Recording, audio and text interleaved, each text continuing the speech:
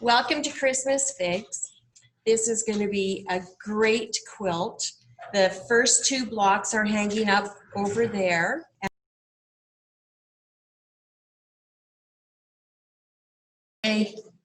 So the Christmas Figs quilt is done with a specific line of fabric, and it's basically done in reds and greens and creams. This quilt that's blue on the right-hand side, that was done by Pat Sloan. She's a guru quilter. I'm sure lots of you have heard of her. So your color choices are absolutely unlimited for this quilt. So for the program, this is basically what the quilt looks like. And I gave you a picture of that with your stuff. So that'll help you when you're sort of going along if you want to kind of plan your colors and stuff.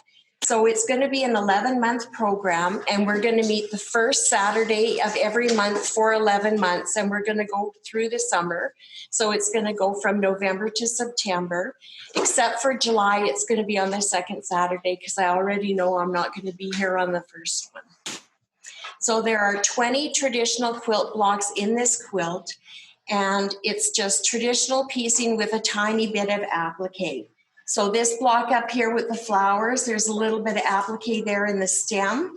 There's these four little, I don't know, seed pod looking guys. Those are applique. And down here, the leaves. And that's all that's applique on the whole quilt. So it's not a ton, it's just a little bit.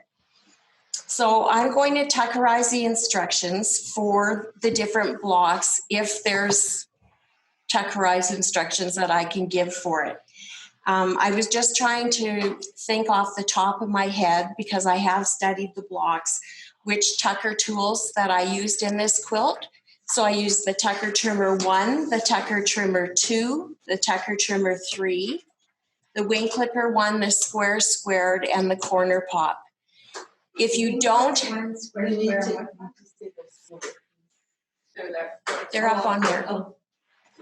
Oh, sorry. That's okay, I forgive you. If you don't have a corner pop, if that's one you don't have, like you can square up things not using the Tucker Trimmer 1, 2, or 3. Like you can use other rulers to do that. The Wing Clipper is the best for flying geese. There's only one block where we would be using the Square Squared, so that's not necessarily an investment you have to make. But the corner pop, you are going to use extensively through this quilt because there's lots of folded corners, and the best way to do a folded corner is to cut it accurately with the corner pop and forget the fold. So that one you'll really want to have. So every month, in months 1 through 10, you're going to get 2 different blocks. In month 11, that's when you get, I've combined month 11 and 12 because it's supposed to be a 12-month program. So in month 11, I'm going to give you all of the finishing instructions. So it's the sashing and the little cornerstones in between the blocks and the outer border. Like they're so simple, there's no reason to make that extend for another month. And in month 11, you will get your own copy of the Christmas Figs book. Not coil bound and laminated. This is my book. But you could do that too if you visit a print store. So there's also prizes for participating. Every time that you attend the demo, you get a ticket. You get to put your name on it and put it in the little washing machine can. And then next month when you come, bring your blocks 1 and 2 with you so we can show them to everybody and share. And bringing your blocks will get you a second ticket to put into the washing can. So you'll have 21 chances to win prizes. First prize is quilting for your Christmas Figs quilt to a maximum $180 value.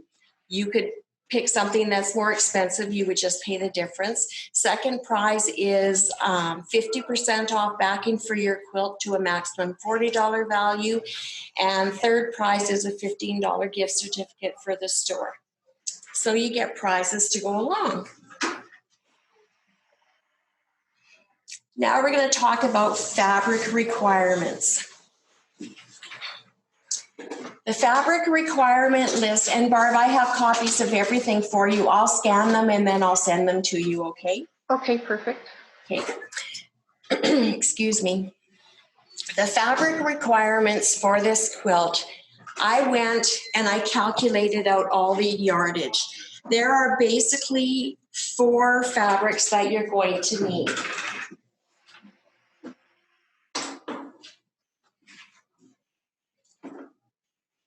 So I have, I'll show you them. Did you see the fabrics laying on the thing, Barb? I'll show you later. I did. Change. I could see them. So you're, wherever it says ivory tonal on any of your blocks, that's kind of just like a really neutral background fabric. So mine is just a plain fabric that coordinates with my blocks. So that's my ivory tonal, wherever you see that in your patterns. Then you have, on the chart that you guys have, you have a red grouping, you have a green grouping, and then you have some neutral small prints that coordinate with the reds and greens. So basically you have 2 colorways, a red and a green, a neutral with small prints that'll coordinate with them, and then your background fabric that's gonna sort of meld everything together. So it's kind of 4 fabric groupings. I chose the Blush and Blue collection. So one color of mine is the navy blues. The other color is the blush. Then I have some small print tonal fabrics, and then I have my background fabric. So that's my 4 choices. I calculated out all of the yardage on those sheets, and it's up here at the top on here. So the reds that total on their chart come to 6 1/4 yards, which works out to 5.3 meters, and that includes binding for the reds. The greens, 4 3/4 yards, comes to 4.4 meters. The neutral prints, 5 1/2 yards, which is 5.1 meters, and the tonal background is about 5.3 meters. So that's what they've given you on that chart. I have got half of my blocks cut out and all of my sashing and border strips cut out. So I sat down with the blocks that I didn't have cut out yet. I have all of my tonal fabric, all of this fabric cut out for all of the blocks, and my sashing and my borders. So I bumped my yardage up just a tiny bit, what I used for the tonal background, in case there was a cutting error or something. And because I came to about 4.6 meters, I think it was. And, you know, like you never know if you're going to have an oops. So I put on there tonal background 5 meters. The quilt is finished at 78.5 by 96.5. So you're going to need about 0.9 of a meter for binding. I sort of calculated it 2 1/4, 2 1/2 to cover both. I didn't calculate it for a 2-color binding. You would need a little bit less. The neutral prints, what I did is all the blocks that I have cut out, then I made a list of the ones that I didn't have cut out yet. Then I went through how many neutral prints were used in each one and sort of figured out how many cuts I would need to make. And I did the same with the reds and the greens. So this is basically my rough calculation of what I figure I'm going to end up using in this quilt. You're safer probably to go by theirs, but I think that you're going to have quite a bit left over. Having said that, in the book, there are 10 additional projects. So there are a throw pillow, there is like little pillows, there's a Christmas tree skirt, there's a few quilts, there's table runners. So there's lots of additional projects. So if you do end up with some extra fabric, you can make it into something else. Because I plan on I like some of the additional projects that are in the book, and I would really like to make them. So I kind of, you know, gave you both. I calculated that sheet out, and then I calculated kind of what I figure I'm going to end up using. So you don't have to pick yardage if you don't want to, except for like the tonal fabric, you'll want yardage because you're going to be making sashing and borders with it and everything. And if, I don't know, I kind of think it's better to go with yardage, but if you have a bunch of fat quarters, like let's say you're going to do it in pink and blue, right, are your two main colors. So if you have enough blue fat quarters that all look happy together, that's going to sort of total that amount, then you're probably good to go, right? You might want to have a couple extra in case you have to have a few more cuts, but basically you can just mix and match it throughout your quilt. Same thing with the other colors. If you just sort of have that much fabric, that'll sort of total up to that, you're fine. You don't have to stick to just two colors either. Like if you have a fat quarter bundle that has, 5 or 6 different shades and you want to really mix yours up, go for it. You sort of have that diagram now that you're going to have an idea of what your quilt's going to look like, what all the blocks are. So you can sort of figure it out. You don't have to stick to just a few colors. You can put more in there if you want. It's your quilt to do with whatever you want to do with it. Is that kind of enough on fabric requirements? It's a tough one to tell you. The way that's in the book, they break it out month by month. So they tell you that you need this particular green, a 10 by 13 inch piece and stuff like that. So calculating it from that is mission impossible. So that's how come I went and bought just a whole bunch, and we'll have extras left over. So these are the 2 blocks for month number 1, the puzzle star block and the pineapple block. And they're both hanging up over there. After you get the puzzle star block made, give yourself a big self high five because you just finished making a 16.5 inch unfinished block with 121 pieces in it.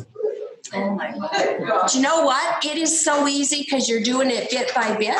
But I thought, I wonder how many pieces are in here. So I was silly enough to calculate it out. It took a long time. That's going to be a day-long block to make. So we're going to start off with month 1, the puzzle star block. There really is, hi. Are you giving us the PowerPoint like you've done in the past? Well, wait till you see the whole thing, and if you want it, sure, and if you don't want it, you don't have to have it. Okay. I'm good either way. So the puzzle star block, basically there are no tuckerized instructions. The only tuckerized part of this that you would do is the half square triangles, and they're already telling you to cut them the proper size so you can trim them down with your Tucker Trimmer 1. So just follow the cutting instructions that are in there. When you are going to cut your fabric, if you are buying yardage and you're going to cut a 2.5 inch strip, say, so that's 2.5 times 42. In the cutting instructions for the blocks, most of the time it's telling you cut 2 strips, 2.5 by 21. So don't just go and cut like a mad dog.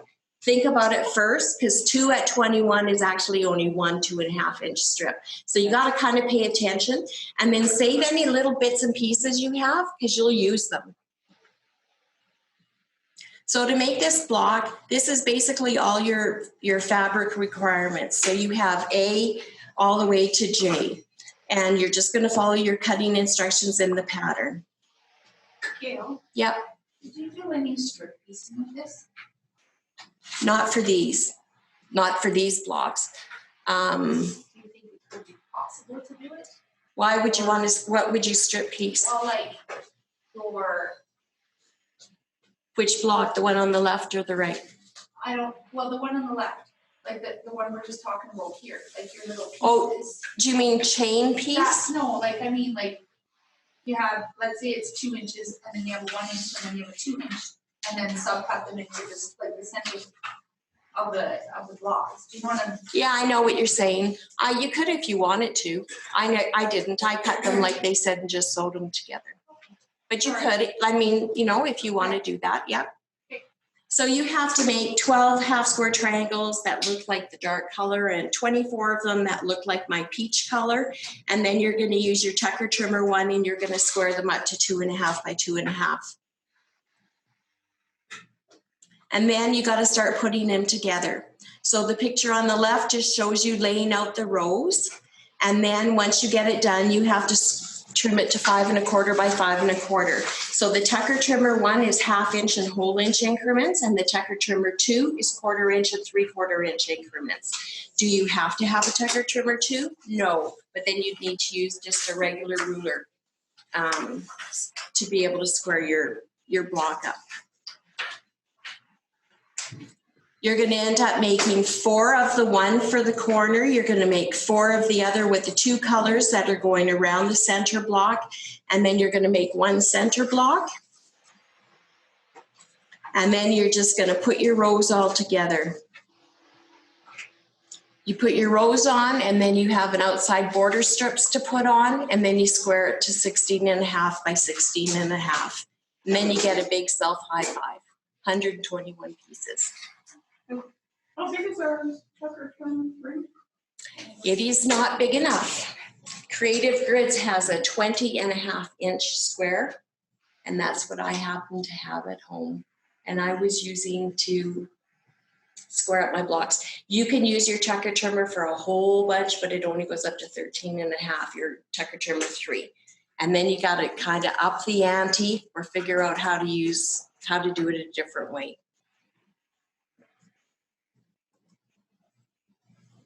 So then the second block that you're going to make is the pineapple block. So the Tuckerized instructions for this one is fabric I. Because you're going to be popping the corners, you don't have to cut 12 3 1/2 inch squares.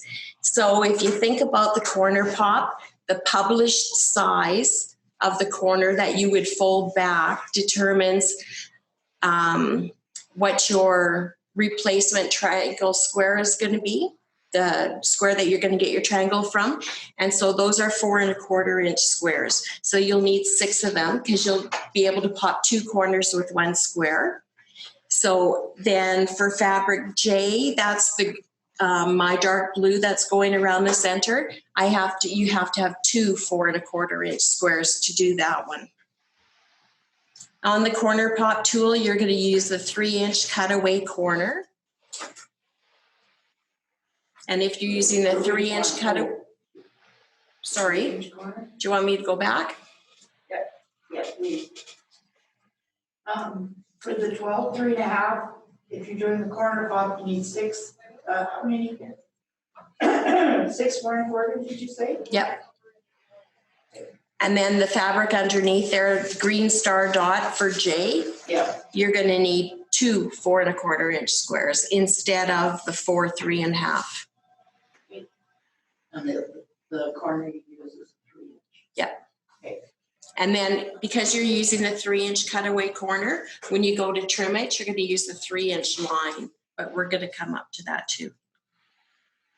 So these are all of your fabrics that you need, and I and J are Tuckerized for this block. So it starts off really simple. You just start with your center square. You show your 2 short sides on, and then you put the top and the bottom strips on. And then you have to go and you have to cut away a corner. So I have the 3 inch cutaway lined up on the left-hand side and on the bottom. And I'm just going to cut my piece of fabric away. So then you're going to take your 4 1/4 inch square, cut it once on the diagonal, and that's what you're going to use to replace that corner that you just cut away. So you'd sew with your most precision piece on top, which is your square with the little guy on the bottom, same amount peeking out of each side. When you sew it on, it looks really silly until you trim it. So then to trim it, you're going to line up the 3 inch line down here along your seam line. And basically, the 6 1/2 is the rest of the way around the block. So you're basically just trimming the 2 edges of that oversized triangle. Then you're just going to keep on doing the same thing to do all the other 4 corners. When the block is this small, I do 1 corner at a time, because you need to have enough around here to be able to have reference lines on the rest of your ruler. So do one, finish it off, do another, finish it off, then go on to the third one, then to the fourth one. So you'll have your center square all made. Then you're going to take your fabric strips and you're just going to sew them around as it tells you to do in the instructions. Then you've got to just keep on popping corners. So we just finished constructing the blue center. So now we put these strips on, and now it's time to pop the corners again, and this time we're just switching colors. So you're going to pop the corners, square it off, then sew more strips on. Pop the corners, square it off, sew more strips on. And you're just going to do that until you've got the 3 of the other color going around, and then you have a tiny tonal border going around it, and you're going to square it to 16.5. So I just put the fabric requirements back up here again. That's all I have to show you. There's nothing really super complicated about the blocks. I'm here every Thursday evening, so you can come and ask me questions, or you have my email, you can shoot me an email. Anybody got any questions? I haven't used the Tucker rulers at all. I Okay, don't even know what they look like, so. they're not, A new world to enter. Oh, yeah. I can show you how to use them if you're interested in learning to do how to do it for these. But if you have another way that you square up your half square triangles and No, I just did a quilt and it was a nightmare. Okay. So this will probably solve the everybody else in this room has all taken Tucker University, and they all know the Tucker tools. So you could ask them what their opinions are of them. I won't solve them. They'll change your life. Yeah. They're worth the investment. So because today is an orientation class, anything that you purchase, you know, in the way of supplies or fabric or whatever you need, you get 20% off. So I can help you. So you kind of got to decide on your fabric requirements yourself. Like I can't tell you exactly what to buy. So I have 7 blush colors. I have 6 of the navy colors, and I have 4 of the other colors, and I'm going with that. And so I'm just shuffling them around to wherever they want to be in the quilt. And there are some blocks that you're going to come to, like the one that's got 3 flowers and a little bit of applique. They have 2 flowers, 1 color, and the center flower another color. If you want to make yours all 3 different colors, have at her. And even if we go back to the first picture,